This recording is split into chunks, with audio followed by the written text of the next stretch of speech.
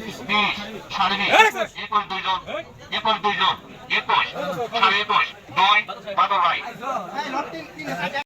আসসালামু আলাইকুম দর্শক, কেমন আছেন সকলে? আজকে চলে আসছি কিটিংচর আড়ত। আর এই আড়তটি অবস্থিত হচ্ছে সিংহের মানিকগঞ্জ জয়মন টোপ। এই আড়তে আমরা এসে দেখলাম ব্যতিক্রমীভাবে এত সুন্দর একটি বাজার এখানে মিলিয়ে বসেছে। যেহেতু এখানে জয়মন টোপে সকালবেলা এখানে তরকারির বাজার মেলা হয়, তারপরেও এখানে বিকালবেলার যে বাজারটা আছে এটা একটা আড়ত সিস্টেম করেছে। এখানে দূর দূরান্ত থেকে মানে সিংহের আশেপাশের এলাকার যত মানে কৃষি পণ্য এখানে যা আছে সব এখানে বেচা বিক্রি করার জন্য চলে আসছে।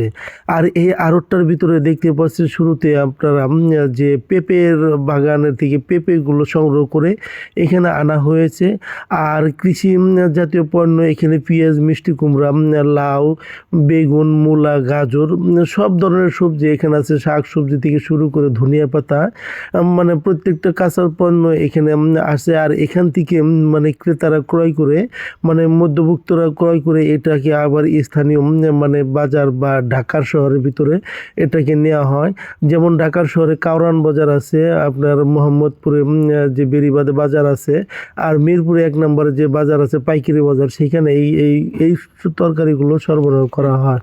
সবচাইতে মজার বিষয় হচ্ছে এই আড়তে তরকারিগুলো বিক্রি হয় খুব সুন্দর একটি মূল্যে। এখানে ক্রেতাও ঠকে না, গৃহস্থও ঠকে না।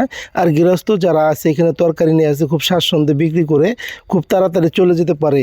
যেহেতু রাত মাগরিবের পর থেকে, মাগরিবের আজানের বা নামাজের পর থেকে এখানে যে বাজারটা মেলানো হয়, এই বাজারটা চলতে থাকে রাত 8টা বা 9টা পর্যন্ত। বাজারটা খুব সুন্দর মতো চলে।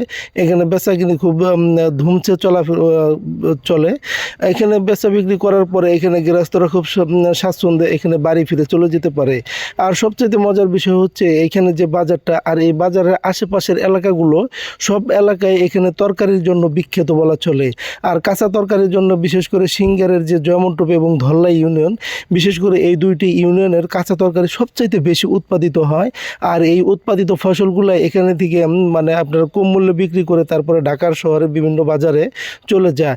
আর আগের দূর দূরান্ত এই বাজার থেকে মানুষ যখন এই বাজারটা ছিল না, তখন এখানকার কাঁচামালগুলো নিয়ে গৃহস্থরা এখানে ঢাকার শহরে বিভিন্ন বাজারে যেত, কিন্তু তাদের পুরো রাতটা সেখানে বাজারে কাটাইতো এবং পরের দিন অর্ধবেলা পর্যন্ত কিন্তু মানুষের কষ্ট হতো। যাই হোক, এখন গ্রামে আশেপাশে অঞ্চলে যেহেতু এত সুন্দর একটি বাজার এখানে মিলিয়ে বসানো হয়েছে বা কাঁচামালের আড়ত বসানো হয়েছে, আর এই কাঁচামালের আড়তে এখানে মানুষের যেমন উপকার হয়, এখানে মানুষের কর্মসংস্থানও হচ্ছে এবং বড় বড় ব্যবসায়ী এখানে বের হয়ে আসছে।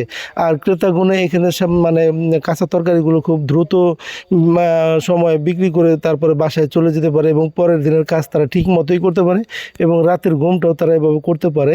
যেহেতু সিংহের এই এলাকাগুলো কাঁচামাল অধ্যুষিত এলাকা, আর বিশেষ করে এখানে মানে বছরের প্রতিটা সময়ই আপনার কাঁচামাল এইভাবে মানে প্রতিটা সিজনে, সবটা সিজনে সব রকমের ফসল এখানে বা আনা হয় এবং কৃষি কাঁচা তরি তরকারি এখানে আনা হয়।